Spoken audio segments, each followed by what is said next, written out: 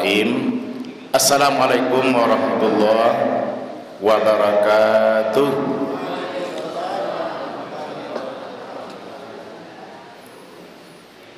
Alhamdulillahirabbil alamin. Wassalatu wassalamu ala asrafil anbiya'i wal mursalin wa ala alihi wa sahbihi ajmain. Asyhadu an la ilaha illallah wa asyhadu anna Muhammadar Rasulullah. Allahumma shalli ala Muhammad wa ala ali Muhammad. Qala Allah Ta'ala fil Qur'anil Karim, a'udzu billahi minasyaitonir rajim. Bismillahirrahmanirrahim. Wa iz qala Luqmanu libnihi wa huwa ya'izuhu ya bunayya la tusyrik billah innasyirka la zulmun azim. Shadaqallahul azim. Kembali kita bersyukur kepada Allah Subhanahu wa taala. Alhamdulillah, berkat nikmat dan izin Allah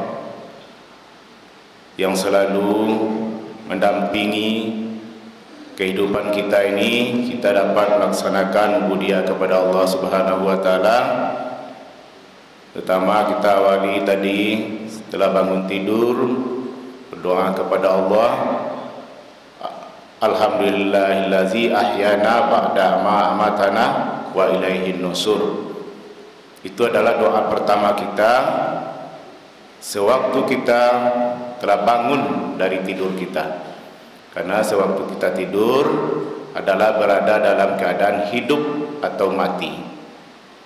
Karena dalam tidur kita itu terpikir bagi kita akan hidup kembali. Ternyata Allah membangunkan kita, bisa menyambung kehidupan kita, sehingga kita ada bersama-sama di masjid yang kita cintai ini. Kemudian selawat dan salam kita kirimkan kepada Nabi Muhammad sallallahu alaihi wasallam dengan ucapan Allahumma shalli ala Muhammad wa ala ali Muhammad. Bapak, Ibu, pengurus dan jajarannya yang kami hormati, sebenarnya jadwal hari ini itu Ustaz kita dari luar itu Bapak Fauzan Razak. Ya, kita berprasangka baik juga kepada beliau, bisa jadi bisa hadir bersama kita, kena hujan atau kena lupa tidak diingatkan. Ya, salah untuk hari ini yang menggantikan beliau sebenarnya jadwal besok Pak Ibu. Nah, jadi kalau ada seandainya ada persiapan, ya mudah-mudahan nanti apa yang disampaikan juga menjadikan pelajaran juga buat kita hendaknya. Kalau tugas Ustadz Kandang namanya, hendak tiba Ustadz Kondang digantikan Ustadz Kandang. Ya, ini beda apa nih Ibu, Ustadz Kondang dan Ustadz Kandang. Kalau Ustadz Kondang tuh ini ada persiapan, ya. Kalau datang si kue cali tiba Ustadz, walaupun tak kenal Ustadz tu, tapi ciri-cirinya nampak. Dia pakai sal. Kemudian kita selama ini tak kenal, tapi udah duduk di depan. Oh, kau Ustadz waktu mah. Tapi kalau Ustadz Kondang kadang biasa-biasa aja nyo. Tapi ada lo kentung Ustadz Kondang kau capek tiba. Kadang seperti sudahnya berbuka, maghribnya lah tiba di masjid. Jadi Bapak dan Ibu yang berbahagia, untuk tausiah kita pada pagi subuh ini, ya, pesan Luqman kepada anaknya seperti ayat yang dibacakan tadi, a'udzubillahi minasyaitonirrajim, bismillahirrahmanirrahim. Iz qala Luqmanu libnihi wa iz qala Luqmanu libnihi wa huwa ya'izuhu ya bunayya la tusyrik billah innasyirka la zulmun azim. Artinya, dan ingatlah ketika Luqman berkata kepada anaknya, ketika dia memberikan pelajaran kepadanya, wahai anakku, janganlah engkau mempersekutukan Allah.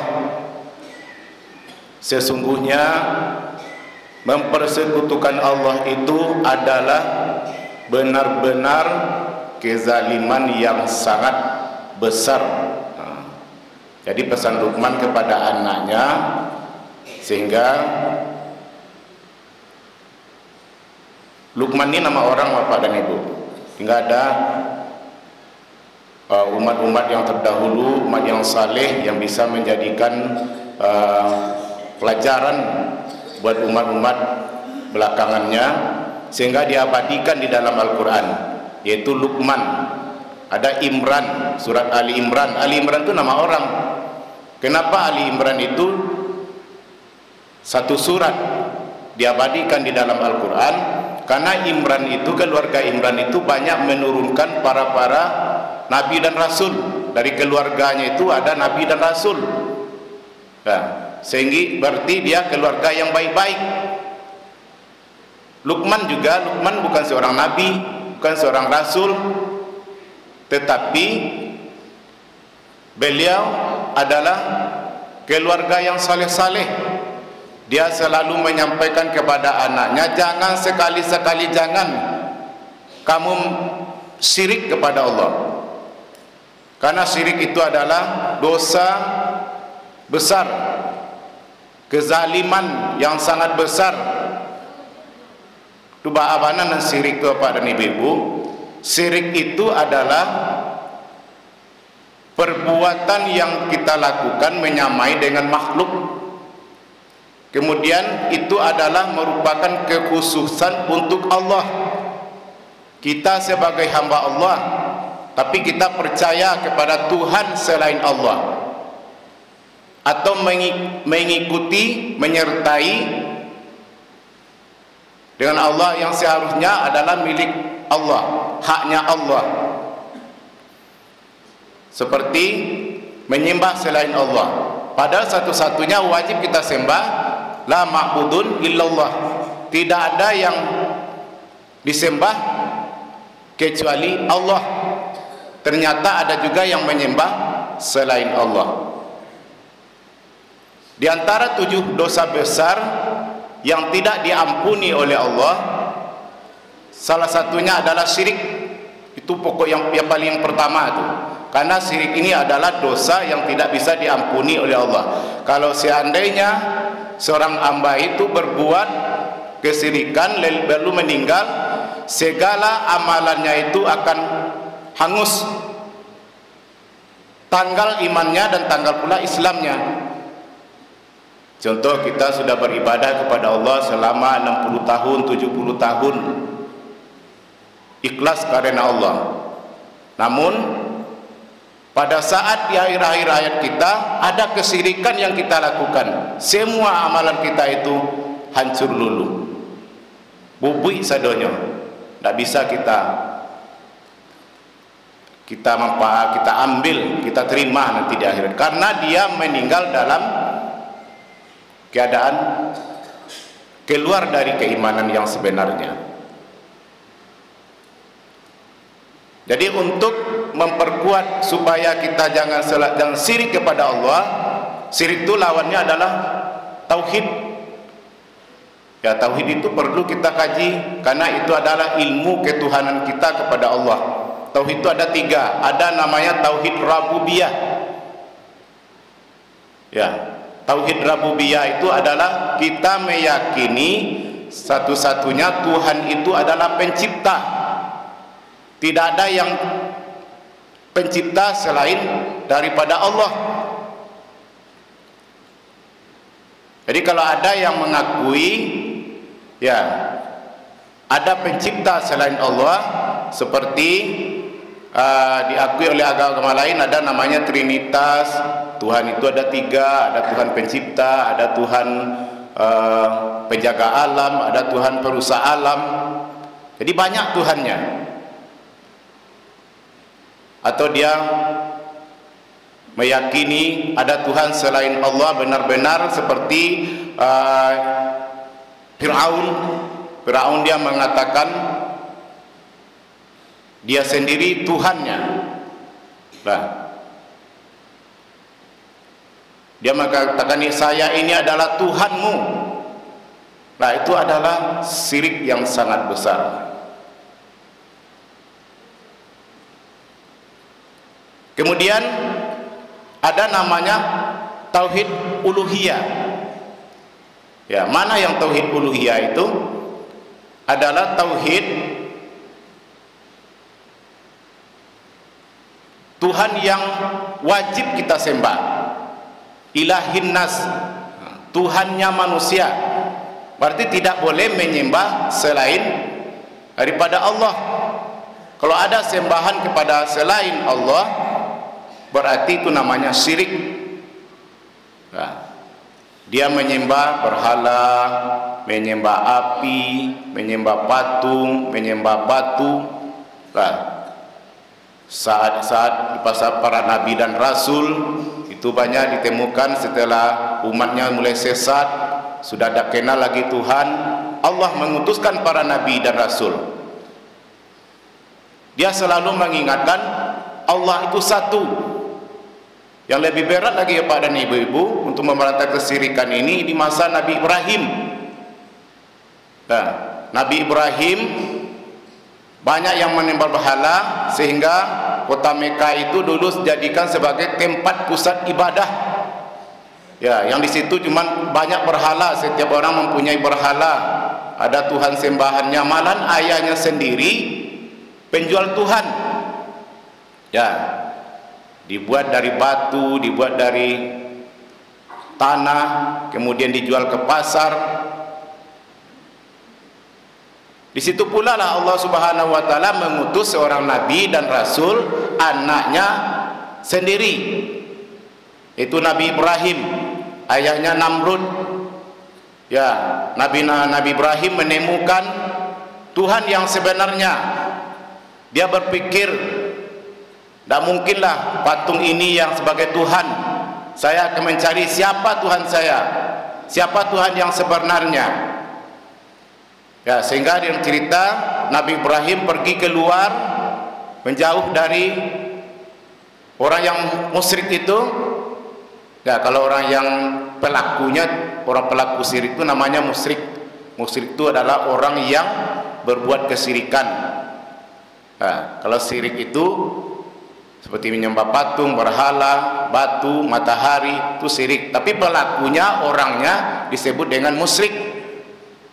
Kadang tak tahu kita ada apa bedanya musyrik dengan syirik. Syirik itu bentuk perbuatannya, kalau musyrik pelakunya. Karena belum semuanya orang yang berlaku syirik. Nah, sehingga Nabi Ibrahim melihat matahari. Oh, ini Tuhan. Bisa jadi karena dia bisa menerangi alam. Ternyata matahari itu sore terbenam, menghilang dia. Oh, berarti tidak. Tuhan itu tidak bisa, tidak akan hilang-hilang selama-lamanya. Sampai dia melihat bulan, bintang. Akhir kesimpulannya Nabi Ibrahim mengambil kesimpulan Tuhan yang sebenarnya adalah pencipta matahari, pencipta bulan, pencipta bintang, pencipta segala langit dan bumi. Itulah Tuhan yang sebenarnya. Sehingga dia berangsur-angsur Allah memberikan ilham kepadanya, ada berupa suhuf sampai beliau diangkat menjadi nabi dan rasul.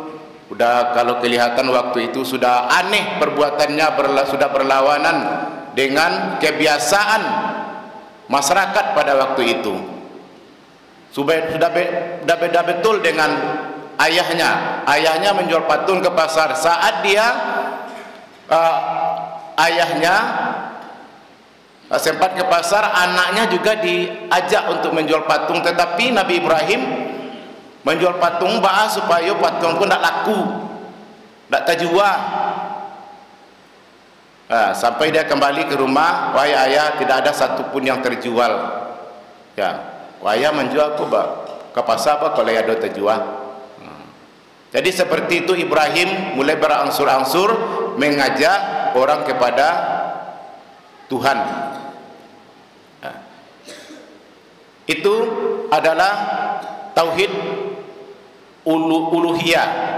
Tidak ada sembahan selain daripada Allah. Kalau ada yang menyembah selain Allah, itu namanya syirik. Kemudian ada namanya tauhid asma wa sifat. Yang pertama tadi Pak Ibu, tauhid rububiyah. Yang kedua namanya tauhid uluhiyah. Tuhan yang wajib kita sembah. Ilahin nas, Tuhannya manusia. Satu-satunya adalah Allah. Qul huwallahu ahad. Katakanlah hai Muhammad, Allah itu satu. Sembahan kita satu. Ada tauhid asma wa sifat. Ya. Asma wa sifat itu adalah asmaul husna dan sifat-sifat Allah yang kita yakini. Ya.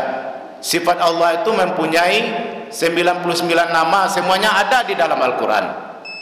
Jadi nama-nama Allah itu ada di dalam Al-Qur'an. Kebanyakan letaknya di akhir-akhir ayat.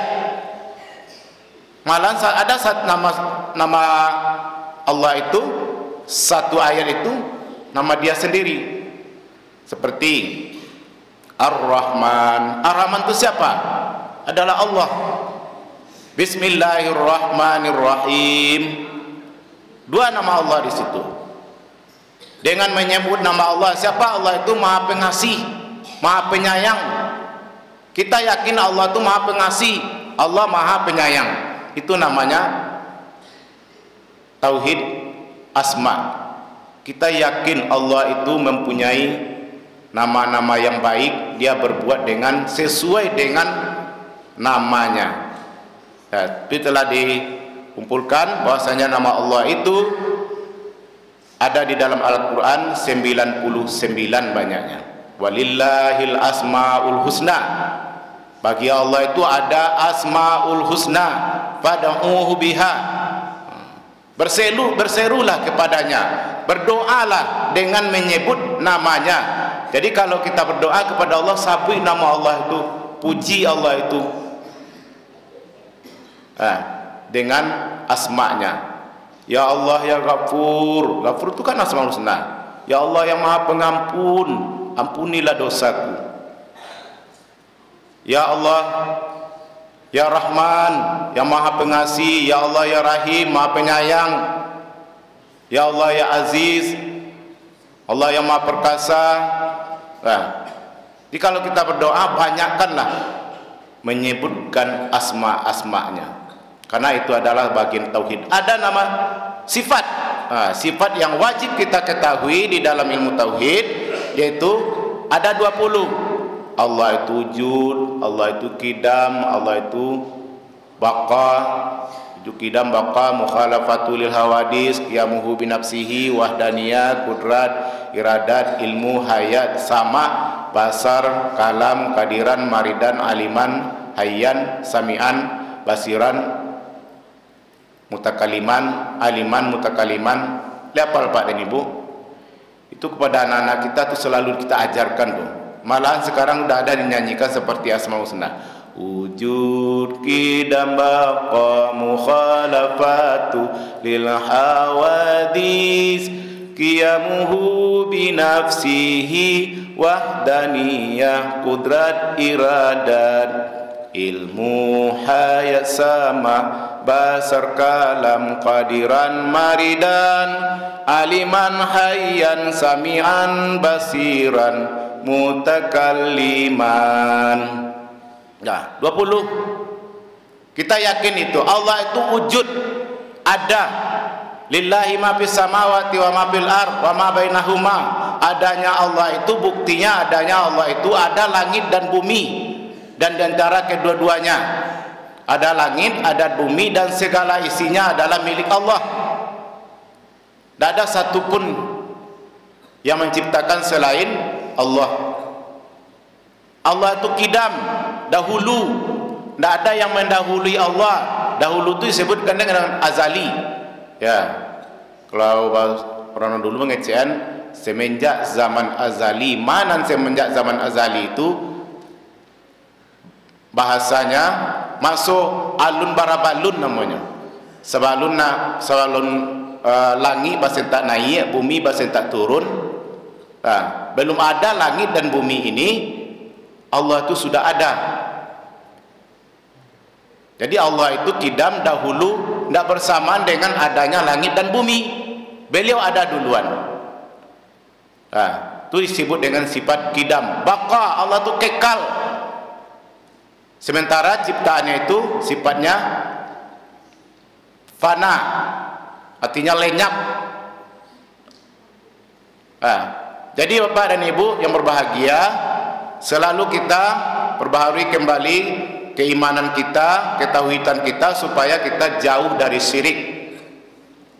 Rububiyah Tuhan kita, ilahiyah Tuhan sembahan kita, asma wa sifat seperti yang kita pelajari itu adalah ilmu tentang ketauhidan kita. Semakin kuat iman kita kepada Allah, semakin yakin betul kita Allah itu memiliki segala-galanya. Kaum muslimin sidang jemaah subuh yang dirahmati Allah, syirik adalah merupakan dosa yang tidak dapat diampuni oleh Allah Subhanahu wa taala. Syirik itu ada terbagi dua, ada namanya syirik besar, syirik akbar, disebut juga dengan syirik jali. Nah, jelas syiriknya, kesyirikannya itu. Seperti dia menyembah patung, nampak kesyirikan itu. Dia yakin Allah itu ada, tetapi ada aja sembahan selain Allah. Bisa jadi mereka memperlakukan amalan mereka itu didasarkan, dilandaskan, dijadikannya perantara. Itu juga syirik. Contohnya menyembelih selain Allah. Sembelihan itu adalah ibadah. Sembelihan ibadah, apalagi yang kita sembelih itu binatang yang halal untuk dimakan, menyembelih sapi, menyembelih ayam, menyembelih kambing, tetapi diikut sertakan dengan permintaan sesuatu sehingga gagallah amalannya, sehingga berada mereka di dalam keadaan syirikan. Contohnya, kau danau kau sekali setahun kau minta nyawa kau, kadang nak gadi meninggal dalam, sehingga disepakatilah setiap tahun awak adakan sesajian wadabiya kambiang, wadabiya jawi. Ada je bagai sebalun kau membuat rumah, sebalun pondasi ka ditagaan, dabian ayam dulu. Untuk manusia dubalang tanah, segala penyakit kita usir, kita korbankan ayam 1 ekor. Itu sia-sia. Kalau ada yang bermaksud seperti itu dengan tujuan supaya kejahatan-kejahatan yang ada di sekitar rumah yang akan kita bangun rumah itu diusir dengan sesembelihan, itu termasuk juga syirik, karena menduakan Tuhan dengan mendabi ayam, dengan mendabi jawi, dengan mendabi kerbau, semuanya hilang dengan itu persyaratannya. Aduh jelas Pak dan Ibu yang berbahagia, mempertarakan dia meminta kepada kuburan saleh, syekh orang-orang saleh dahulunya dia kunjungi, dijadikan untuk perantaraan berdoa kepadanya. Mana bisa Pak dan Ibu yang berbahagia, dia sudah meninggal, malahan dia sewaktu meninggal kita yang mengapani, kita yang memandikan, kita yang menguburkan. Lalu kita yakin berdoa di situ doa kita dikabulkan. Itu adalah merupakan suatu kesyirikan. Kenapa? Tidak mungkinlah Bapak dan Ibu secara logika saja dia yang akan mengantarkan doa kita kepada Allah. Padahal doa kita ibadah langsung kepada Allah. Doa itu langsung kepada Allah, bukan dengan perantara. Doakan saya supaya sehat selalu, diberi rezeki. Saya sudah sekian lama menikah tidak punya anak, doakan saya punya anak. Dia sudah meninggal dalam kuburan, tak ada tulang belulangnya. Kita meminta kepadanya. Itu adalah menjadikan sesuatu sebagai perantara hubungan dengan Allah Subhanahu wa taala. Itu adalah bukan syirik. Seperti gunung meletus, sibuklah juru kunci. Dia buat sesajen segala macamnya supaya gunung ini tidak marah lagi. Nanti kalau marah, ya banyak yang menjadi imbas bencana. Itu adalah suatu kesyirikan. Kan dulu ada gunung Semeru meletus, gunung Marapi. Aduh, saya mantan sesajen ke atasnya, ke atas gunung, macam-macam bentuknya. Sehingga ada yang merecehkan, viral, yang ditendang-tendang, diambu-ambuannya, nyonceknya keluar ke bawah, ya, dipoto, disebarkan, sehingga ribut, jadi permasalahan. Di dalam Islam itu semuanya tidak benar. Kebaabana juru kunci pernah dulu Pak dan Ibu gunung Merapi meletus, siapa namanya, Mbah Marijan. Jadi gunung Malatu nanya kate. Tak bisa Pak dan Ibu. Itu aktivitasnya. Tak bisa kita tutup mulut gunung itu dengan roh-roh yang gaib, dikumpulkan semuanya roh yang gaib, karena dia mengakui hal yang gaib. Dia menjadikan perantara untuk mengetahui sesuatu hal yang gaib. Kita tidak boleh meyakininya. Juga seperti percaya betul kepada dukun. Kalau tidak dukun tu nolong lama ninggal dulu. Bukan. Dukun itu sudah membantukan, ya, mencarikan kita obat. Jangan dijadikan dukun itu sebagai yang membantu 100% kesembuhan kita. Seperti dokter itu dia juga berdoa kepada Allah mudah-mudahan cepat sembuh. Jangan ada yang mengecehan, kalau tidak di dokter tu dulu mungkin tidak mencari bumi kole dah, tidak tahu buka mata kole dah. Yo kritis bana. Untung saya ada dokter yang hebat, sehingga selamat dari penyakit, masih bisa bernapas. Itu adalah dengan menduakan Tuhan. Tapi kita tidak merasakan ucapan yang kita keluarkan itu seolah-olah ada menduakan Tuhan. Tapi kalau kita berkata, alhamdulillah cepat dibantu oleh dokter, dengan izin Allah selamat. Dokter itu tidak lebih bisa mengatakan kalau tidak dia menolong tidak akan selamat. Jadi seperti itu Pak dan Ibu-ibu yang berbahagia. Kita jauhkan dari syirik, terutama adalah syirik akbar, syirik jali, betul-betul nampak kesyirikan itu. Sehingga karena orang yang syirik itu tanggal imannya, tanggal keislamannya. Faqim wajhaka lid-dini hanifah fitratallahu allati fataran nas 'alaiha la tabdila li khalqillah zalikad dinul qayyim walakin aksaran nasi la ya'lamun. Hadapkanlah wajahmu dengan lurus kepada agama Allah. Hadapkanlah wajahmu dengan lurus kepada agama Allah. La tabdila li khalqillah. Sembah Allah itu benar-benar Tuhan kita.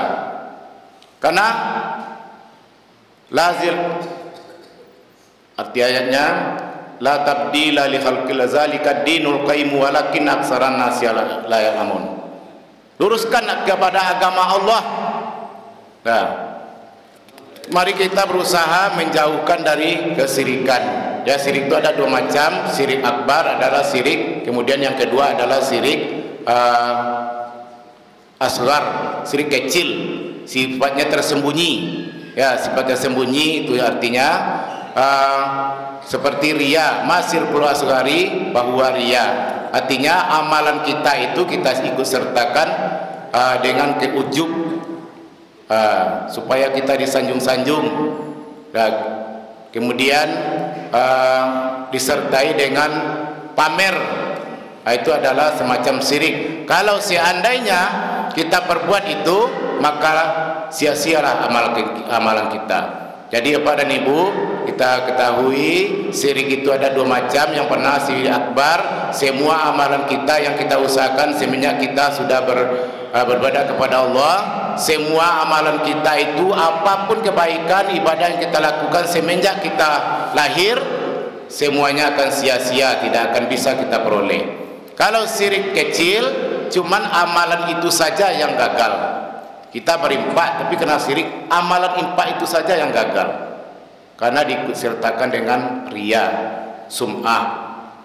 Sum'ah itu artinya ingin disebut-sebut orang amalan kita. Itu namanya sum'ah. Beribadah puasa kepada Allah karena syirik, karena riya, ibadah itu saja yang gagal. Tapi kalau akbar, semua ibadah kita itu akan hancur, tidak akan bisa kita miliki. Mungkin itu saja Pak dan Ibu yang berbahagia, tausiah kita pada subuh kali ini. Mudah-mudahan bermanfaat juga bagi kita dan demi menguatkan iman kita pada Allah Subhanahu wa taala. Wabillahi taufiq wal hidayah. Assalamualaikum warahmatullahi wabarakatuh.